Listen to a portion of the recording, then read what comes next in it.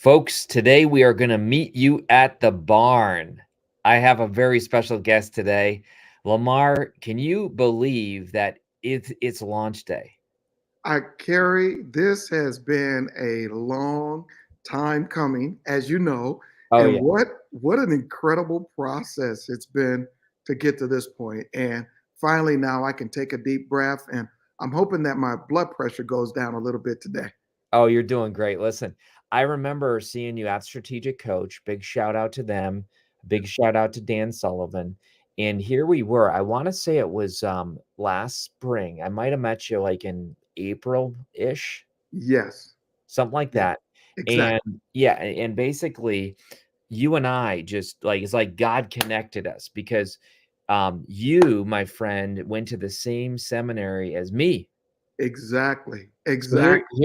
here you got two former pastors who went to the same small seminary, which is crazy right there. And then Exactly. we're in Chicago at this high-powered entrepreneur event, and you look at me and you say, "Listen, I got a book." And I remember you started talking about the book, and I said, "Oh my gosh." I said, "This is amazing." And then you said, "Should I create a documentary first, or should I do this, or should I do that?" Let's just take people to that. First of all, why did you want to write a book about this barn? So, Carrie, this man, I'm telling you, it's been a really significant impact on my life personally. I spent, as you know, I think I mentioned this to you a few times. I spent 24 years in corporate America at a Fortune 100 pharmaceutical company. The entire Wow. time, yeah, the entire time that I was there, I served at different churches as assistant pastor, executive pastor, a number of different roles, but it has always been in my heart to kind of serve the Lord in a capacity where I feel like He has all of me. Mm, So when I left corporate America, and our prior church had purchased this farm, and we thought when we purchased the farm that we were going to tear down. There's 3 buildings on this property that I'm sitting at now. There's a barn and 2 houses. And so we thought, because I'm coming from my corporate background, that we're going to tear down all 3 properties, eventually build this new state of the art church. And the Lord had completely different plans. Now, it took me almost 4 years to figure out He wasn't going to let me tear the barn down. But after a number of different events, I remember walking out here in the field on the property one day, and my wife and I had another couple with us, and we just did a prayer walk on mm. the property. And we said, Lord, would you show us precisely what you would like us to do with this property? And I remember a day or two later, it was as clear almost as you and I are talking. It was That's a simple question. Why would you tear the barn down, Lamarr? And I'm thinking, because we need the space to build a new church. And that's all I got was why. And so I came over a couple days later, and I remember standing in front of this barn that was built in the late 1800s. And it was clear to me again, this is supposed to be our church. And I'm like, Lord, how are we going to convert this barn into a worship center? And I just start walking around and thinking, I was kind of a little frustrated. And I didn't want to feel like I was frustrated at God, but I'm like, how in the world could we ever turn this barn into a church? And I walked in and I said, okay, Lord, if that's what you want us to do, that's what we'll do. And at the time, Carrie, there were 9 horse stalls in the lower level, which what. now be our children's church, but 9 horse stalls.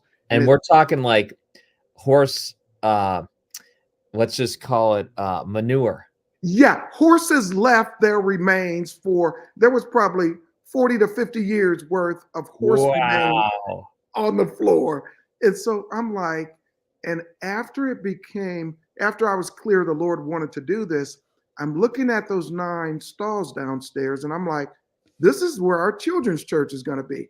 And now I didn't have any idea how we were going to do that, but I'm like, okay, Lord, if you want us to do it, this is what we're going to do. So at the time, we had 4 or 5 families that we were meeting together for Bible study. And I said to them, hey, I think the Lord wants us to do the church. He wants us to keep the barn, and we're going to somehow convert this barn into our worship center. Oh my. And Carrie, they looked at me like, literally, like, are you serious? Are you really serious, Lamarr? We're going to try to do that. And I'm like, yes, that's what the Lord has made it clear that he wants us to do. And so from there, Carrie, the process started. It took us to go from the beginning up until completion. It was about a 3-year project. Oh We man. literally tried to save as much of the original barn as we possibly could. So the walls that you're looking at behind me, these are the original walls from the late 1800s. We power washed these walls for 3 weeks straight. Bleach, Clorox, everything you could imagine, because we were thinking, how are we going to ever get this smell out of this place? So you can imagine what a barn in the Wow. late 1800s smelled like. Listen, I'm blown away, man. And I'll never forget when you started telling me about this story. There's this one story you said, you got to share this, where a builder came out or something, Yeah, and yeah, you know, he gave you a number and you told him a number, or, you know, and he said, "I'll forget you," or something. yeah. Tell that Yeah. story. So Carrie, when we started this little Bible study we had about $1,200 in the bank at the time because it was a small $1,200, folks. $1,200. We had a small Bible study that was really just getting started. And so after I was clear that we were supposed to convert this barn to our worship center, I said to the group, I said, we're probably going to need to raise about $100,000. I said, I have no idea where it's going to come from, but let's all start praying about how we're going to raise $100,000. And so after that, we contacted a couple of different builders. And there was one builder that specifically had worked on building churches all across the United States.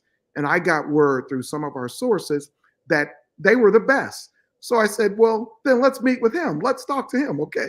So I got in touch with him. After a couple of weeks, he and I agreed to meet here on the property. And he came out. We walked the property. I showed him everything. I kind of gave him my vision, and I told him what we were thinking and praying about. And he said, Lamarr, so what's your budget? I said, well, right now we have about $1,200 in the bank, and we know we're going to need to try to raise $100,000. And he looked at me and he said, what did you say? I said, well, I said, we have $1,200 in the bank, and our goal is to really raise $100,000. And he walked around and he stared at me and he said, I'm not sure what type of math that you're doing. He said, but let me just give you an idea. Just before you touch the barn, he said the outside site work is going to cost in excess of $350,000. He said, that's before we do anything with the barn. He said, if I'm giving you an estimate right now of with the site work and the completion of the barn and everything, he said, I'm guessing you're going to be between 2 million and 2.5. He said, and you have how much? And I said, well, we have 1,200 right now. And he said, Lamarr, I don't know if there's been some type of misunderstanding, but our organization, there's no way that we can help you. He said, I'm really sorry. I don't know if you misunderstood or there was some confusion, but he said, there's nothing that I can do for you, and I'm not going to waste any more of your time. So he turns around and he heads back to his truck. And I'm standing there. I was froze for a moment. And then I'm like, hey, as he was opening his door, about to get into his truck, I said, hey, would you mind when we have our first worship service at the barn, would you be okay if I call and invite you to the service? And he giggled Oh and laughed. He's man. like, yeah, you do that when you have your first service. And 2.5 years later, Carrie, I remember picking up the phone Oh my gosh. and I called him and I said, hey, I just want you to know we've finished the project. We're having our first service. September 11th was the date. we had our first service on September 11th because we What wanted to what change. year? What year? 2016. We 20. wanted to change everybody's thinking about September 11th. So Mm. we had our grand opening and our first service that day. And I said, I'd love for you to come. And he said, the barn's done? I'm like, yes, I'd like for you to come. And he said, I'll see what I can do. It was a short conversation. He didn't show up. He hasn't been back since. But I can tell you what the Lord did here is just amazing. For anyone that gets to see the barn and see the work that went into it, our church, along with a number of different contractors that the Lord sent, that he gave a soft heart to, that wanted to help serve and support. It's amazing what God did over that 3-year period. And I'm just so pleased to have been able to be a part of it. Listen, folks, this is why you got to get this book, because there is a barn in your life right now. I want to go preacher on you here for a moment. There's a barn that you are being asked to build in your life, and it's not a physical barn. It's this is a metaphor, but you only have $1,200. I mean, this is a biblical story of the loaves and the fishes. You know, what are they among so many? That's where I'm getting this from. And $1,200 is nothing when you're talking about building and restoring. And I know Vivian's here, and I know we have Carolyn Davis here, and you got a whole crowd here, and there's going to be thousands that watch this replay. And I just want to encourage people, like, if God's asking you to do something big, be encouraged, because Henry Blackaby, who just passed 3 days ago, he used to have this quote, and he would say, what are you doing right now in your life that unless God shows up, you will fail? And Lamarr, this was a situation that you put yourself on the line, and you could have had people mock you. I mean, this is almost like Noah. Did you say, Carrie, did you say I could have had people mock me? People mocked me from the beginning. Even in the beginning, I think our church was a little skeptical when they found out exactly what this was going to cost. But they kept saying to me, Pastor, what we've learned about you is you have this crazy faith, and it's scary. And when we're around you, we start believing that God could really do this with this $1,200. And I said, okay, then we're in this thing together. And I tell you, Carrie, the people that we met along the way, the gifts, every time that we had a need, Tell God the story. showed up. Tell the story. And I know we got to get into the bigger, like, what are you doing now in marriages and stuff, but tell this last story of the visitor that you had. Remember that one visitor that was like, was it his son who had a crazy connection? Or you remember that one stranger who just randomly showed up? Can you share that? Yes. So you're referring to the general contractor, and this was someone. I mean, we call him the Master Carpenter, and his name was Mike. And Mike was from a German background, and Mike showed up for church one day, and he just happened to stop by. Someone told him about this, and he and I started after church. He said, hey, can I talk to you for a few minutes? And I'm like, of course. He said, so what are you doing with this barn and what's your thinking? I said, Mike, I believe God wants us to convert this barn into our worship center. And I said, and I told him the story about what happened with the other contractor. I said, and I've been praying that God would send us the right people to help us build this. And I said, I'm just waiting on God to send the right people to help us. I said, by the way, what is it that you do? And he said, well, I'm a master carpenter. I said, what? He said, well, I've worked on some of the largest churches in the United States. He said, if you look around at some of the biggest churches in Illinois and around the country, I've been involved in the carpentry aspect. And I thought he was kidding at first. And I'm like, really? And I said, well, where do you attend church now? He said, well, I live here locally, and I'm looking for the right church. And I laughed, Carrie, and I said, Mike, do you think it's possible that God connected the two of us? He said, I don't know. I have no idea. I said, I tell you what, would you consider? I said, and we left the building that we were meeting and we walked out to the barn and I showed him this whole thing. I said, Mike, would you consider stepping in and bringing your skills and asking God to see if this is the place where he wants you to serve next? And he looked at me, he said, I don't know if I got another one in me. I said, you don't have to. I said, why don't you ask God if this is what he would like for you to do? Because at the time, Mike was in his mid 60s. And so we spent 2 hours talking that day. And when he left, he said, I said, Mike, I hope I see you again. I said, in fact, I hope I see you next Sunday. He said, I don't know about that. And so we started service normally at 9 o'clock, and we would have to set up these chairs and do all of the work at this place we were meeting. I said, Mike, we start service next Sunday at 9 o'clock. I really hope I see you. And I normally show up, Carrie, I normally get there around 7:45, 8 o'clock. And I remember that next Sunday, I arrived at where we were meeting at, and Mike was already there setting up chairs. And I looked at him and I'm like, what are you doing? He said, well, I guess I'm supposed to be here. And Carrie, that was the beginning of the most unlikely friendship that I Wow. could ever imagine. A German guy in his 60s. Yes. And you, a former Fortune, corporate, now Chick-fil-A, Yes. you got so many amazing things going, and God puts you together, and you couldn't have convinced that guy, and God just dropped him. He dropped him in our lap. And once we became friends and really got to know each other, he said to me a few weeks later, he said, I guess you're gonna be my pastor, huh? I said, yes. He said, well, if we're gonna do this barn together, he said, here's what I want you to do.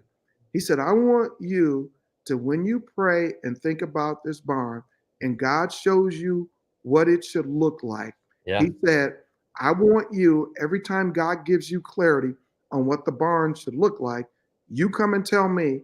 I'm going to draw it on a napkin or a piece of paper, and that's what we're going to build.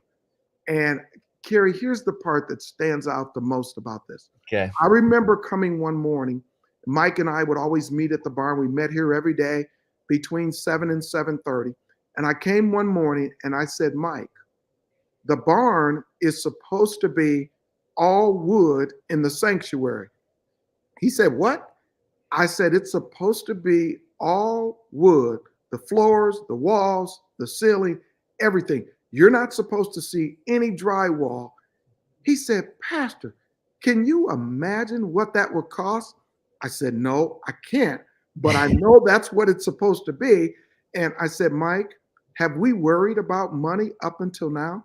And has God provided every need that we've had along the way? He said, you're right. I said, okay. He started drawing. He said, Pastor, if you say it's supposed to be all wood, he said, you know how much I love working with wood. That's what I do. He said, this will be the joy of my life. Oh my gosh. He said, if this is the last project I do before I go to heaven, he said, I want this to be the best one of my lifetime. Carrie, if I could span the camera in here right now, everywhere you look, the floor is wood, the walls are wood, the ceiling is wood. Everything that we ask God to do and that I had in that vision, we're sitting in the vision right now. Folks, I'll tell you what. I just, I'm the publisher and I just placed my order, okay? Because you can see here, man, I want this book. So, folks, I can remember Lamarr last spring telling me this, and that's why I remember the stories of the guy who, rejected you, the professional church builder, and then the other guy, Mike. I mean, that's how sticky this book is. But it's not just a book about a barn. And let's get into this a little bit here. What if you knew the meaning of life? More importantly, what if you knew the meaning of your life? The truth is, most people are lost. We see it every day in every place. Violence, families torn apart. Oh, yeah. I mean, our prayers go out right now to the Kansas City shooting and, Florida. I mean, you just look and there is all kinds of things. Distractions keeping people from their obligations and apathy from living fulfilled lives. Several years ago, Lamarr Lark felt this same angst deep inside his soul. Good writing, Lamarr. I'm telling you, man. Um, he, listen, you just spoke it. You spoke it, and our team just wrote that thing down because you are a storyteller. But I'll keep going. He had the world at his fingertips, a dream job, a beautiful family, and a growing 401k. The problem was he was unfulfilled. Folks, this is for you right now. Some of you right now have the world either at your fingertips or you're down in the gutter, but it doesn't matter. You feel that unfulfillment. This city boy found the answers in, of all places, the barn.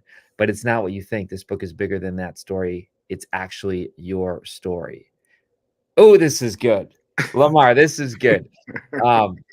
Located just outside Chicago, the barn has become a physical place of deep transformation where every week people from around the world make the pilgrimage. I'm getting chills. Jill said she's getting chills. I'm getting chills. To this place that's defined by listening and love. Ooh, you got this listen thing we'll talk about here in a second. Yes. You don't have to buy a plane ticket to experience the barn's miracles. Inside, meet me at the barn. You'll learn how to communicate so you can ask for your calling. Remove the distractions so you can listen for the answer. Overcome fear to keep moving, growing, and developing your life's purpose. It's time to discover your life's purpose and embrace your higher calling. Maybe it's time for you to meet me at the barn. Wow. Come on, man. Listen, that's got to feel surreal as you now are like on the other side. What do you think? Kerry, this is the impact that this has had on my personal faith. What I'm crystal clear about in my heart, in my mind, in my family, and anyone that interacts with me, when you believe God for a vision that He has placed in your heart, any and everything is possible when you trust Him. Oh, And that's so that's good. really what this comes down to. That's so good. He, Okay. So I'm going to push you, man, because I know we got 5 minutes left. yes, sir. There are people who are literally booking their trips right now. Vivian says, I'm in Milwaukee. I'm visiting as soon as I can. I know people are going to even come from farther.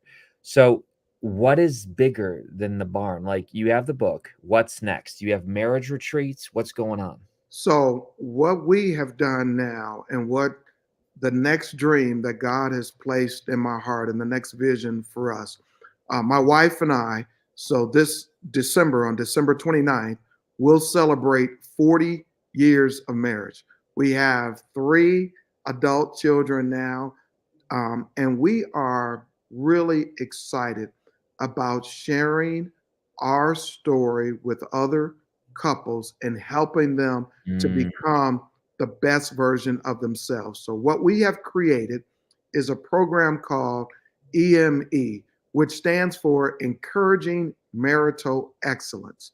And so, what we want to do now is we want to work with couples around the country and hopefully even around the world.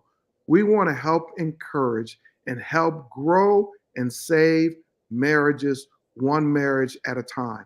So our program is Higher Calling. It's going to be the program. It starts out being a 1-year long program where we meet on a quarterly basis and we talk to couples about strategies and plans that they can use to encourage one another in their marriage to the deepest love possible, and then to become the best version of themselves and to allow their marriage to become their family masterpiece and their family legacy. And we are so excited about that. I'll tell you what, man, I've been able to spend time with you and Curtis, and I'm talking about 2 superstars. Your wives, I have yet to meet them, but I know you've both talked about them. Brenda and what's Curtis's? Shanice. Oh, yeah, yeah. Yeah. So listen, folks, it's about the barn, but you can start seeing it's bigger than the barn. And the barn is a metaphor for what God wants to do in your life and in this situation, your marriage. We have 3 minutes left. I want people to go to reachmyhighercalling.com. I want people to consider applying right now. But why is this different than any other thing out there? You see other things out there. Why is this different?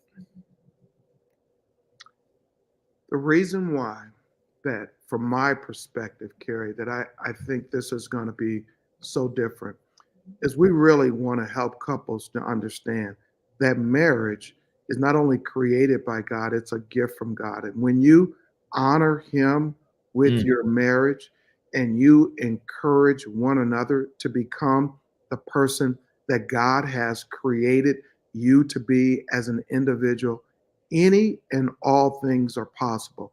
Our ultimate goal is for you to have the best possible marriage that you can have as a couple, but then for you to take all the chains off of your faith and your belief and say, God, the purpose for which you created me, I want to live in that every day. I want to live, do, and be the person that you created me to be. And mm. that's what we're going to be encouraging people to do. That's what we're so excited about. And I can't wait to meet a number of you at the barn. Oh my, mic drop. Boom. Um, I'll tell you what, God is behind this. I can feel it. Oh, is that related to you, Lark? Yes, it is. That is my middle daughter who got married a year and a half ago. And I Oh, had the privilege of not only doing their marriage, I did their marriage counseling, and she married a wonderful young man. And I I'm love it. so excited I for love what it. God's going to do with Jasmine and Delonte. That is so cool, folks. God wants to do miracles too. This is not just for Lamar. It's not just for Jasmine. It's not just for, you know, it's really for everybody. God wants to do miracles because God wants to be magnified in your life. And all he needs is a ready, willing, and able. And so, Lamar, we're going to be dropping links in. People are going to be sharing this. People are going to be tagging people who know that marriages need to be revived, especially in our world today. So, Lamar, I know you and I are going to connect in Florida. We're going to connect a bunch more here in the near future. But congrats on your launch day, Thank you. and I'm really proud of you. Thank you so much. Thank you so much, everybody. Trust God. He is still in the miracle business and He wants to use you and stretch your faith. All right, take care. Make it a great day, everybody. We'll see you.